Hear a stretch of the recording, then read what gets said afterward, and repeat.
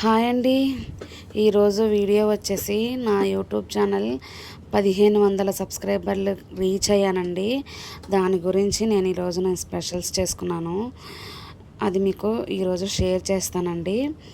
నాకు 1500 సబ్స్క్రైబర్లు మీరు గెయిన్ చేసినందుకు నేను చాలా హ్యాపీగా ఉన్నాను. ఈరోజండి నేను వెజ్ పులావ్ చేసుకున్నాను.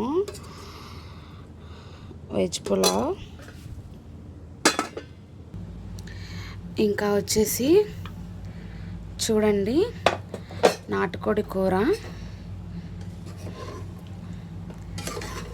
ఇది నాటుకోడి కూర అండి.